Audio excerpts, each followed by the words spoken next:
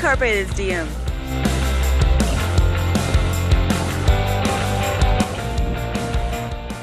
So back when people were trying to settle California and they came this direction, they would camp down past those trees, and they had to pull their wagons up this super steep hill.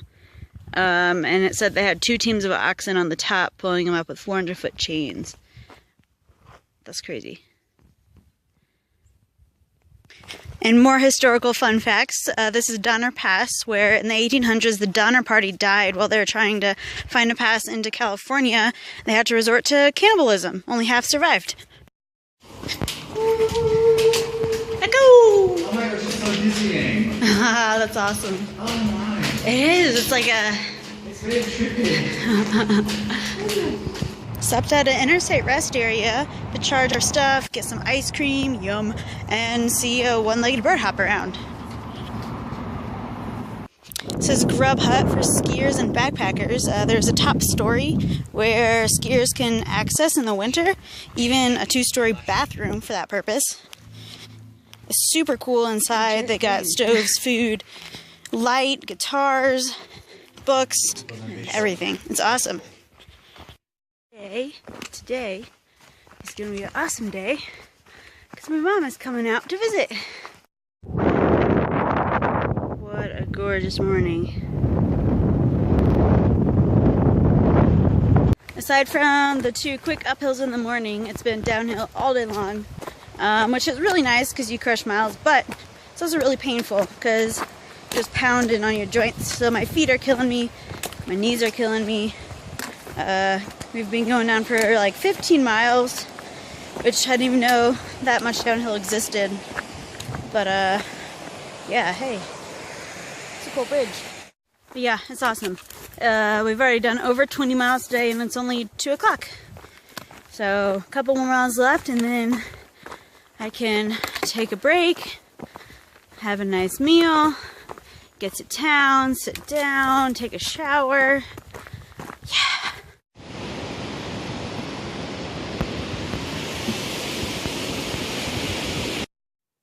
So my mom came out,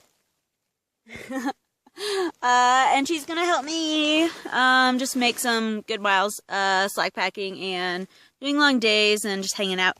So it's gonna be awesome. So I woke up this morning and there are ashes on my pack from the, I guess the smoke, the fire from either Yosemite one or the one in Redding. But it's definitely smoky this morning. So if you remember that incredibly long downhill yesterday, what goes down must goes up on the trail. So there on the PCT after that long downhill there is a like 10-mile uphill that you have to do that I hear is just brutal. Thankfully, I actually don't have to do that. Because what my mom did is she drove me essentially to the top. It's actually over, like up and over, but she drove me around. So I'm gonna go up a tiny hill, and then I get to go down again for 10 miles. Yeah, it's gonna be great. Also, there's like nothing in my pack. It's at least like 3 pounds. So it's great. And yes, it kind of does feel like it's cheating to go southbound down a hill rather than having to climb northbound up, and also doing it with a super light pack, but I feel like I'm just using my resources. And also, with all the smoke in the air, it'd be very unhealthy to have to gasp in smoky air while you're climbing up a hill. So I think it's a good decision.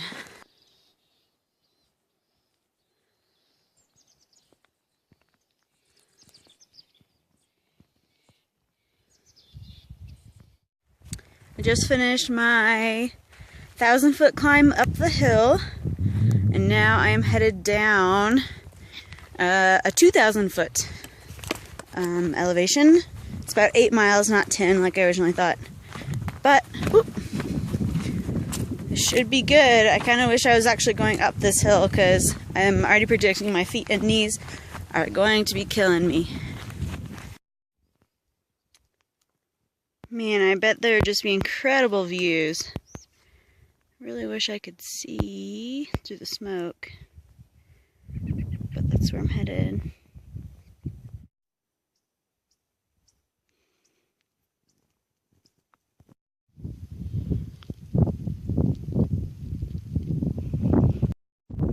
$1,200 miles. Yeah. So how sock packing works is that every morning my mom will take my heavy stuff, so that's like a tent, sleeping pad, anything I don't need for the day. She'll take that out to the car, and I'll head up the trail with a light pack filled with only a few layers and some food. Then she'll drive ahead, and I'll meet her at a road crossing, usually at the end of the day. I'll pick up all my stuff, my tent, food, anything I'll need for the night, and we'll hike in a little bit to a campground or camp spot on the PCT, and repeat again the next day. I had an awesome zero yesterday, so today I am refreshed and ready to go. Gonna try to crush 27 miles. I think it should be definitely doable.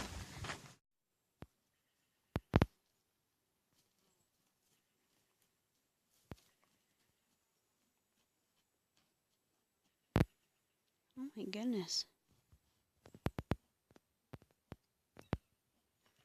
So bold.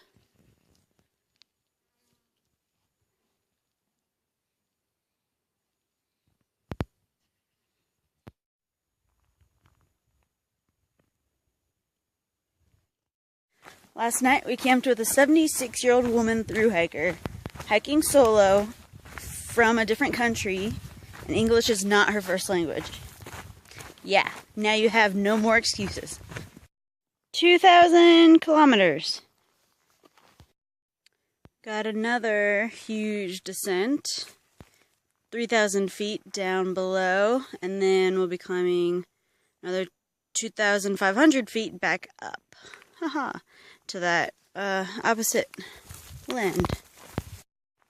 It's at times like these where I wish they'd just made a huge bridge that spanned from one end to the other. There are so many gnats flying around. I know it looks silly, but this is the gnat protector.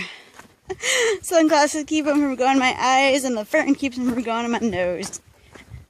It's working so far.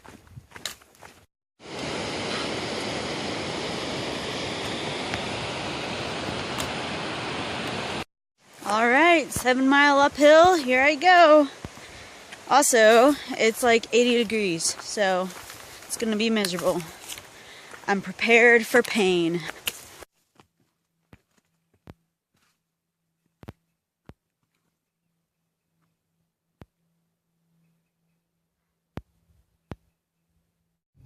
Woohoo! That wasn't so bad.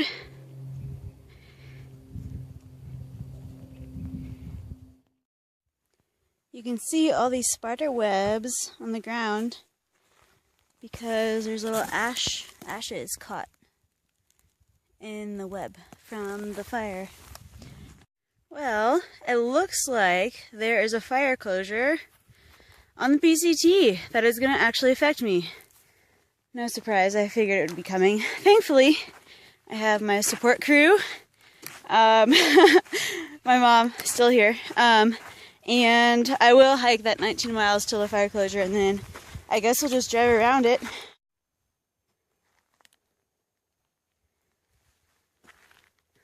Guess it's a little more smoky than usual. Oh, how pleasant. Yeah, definitely starting to smell that smoke. Well, exciting turn of events. Belden, which is where I'm headed, in 6 miles, where I was going to meet my mom to jump around the fire closure, is being evacuated. So, I'm still headed there, but, yeah, we'll see. Maybe I'll have to hitch a ride out with stragglers. I don't even know if they're going to let her into the town to drive me out. We'll just have to see. You can tell it's really smoky where I'm headed. I'm not worried about it impacting me, but hopefully I see her. I am going to pick up the pace and start to run. Nice time for a trail jog. Thankfully, it's all downhill. Must be getting pretty serious. There's probably been 6 or 7 airplanes and helicopters flying overhead. I saw one orange helicopter spraying some stuff. I'm about 4 miles from the trail head. Hope to be there in an hour at this pace.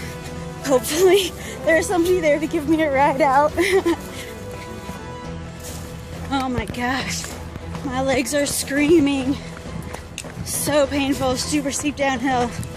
My quads, oh my gosh, I can't stop or else they'll be in too much pain.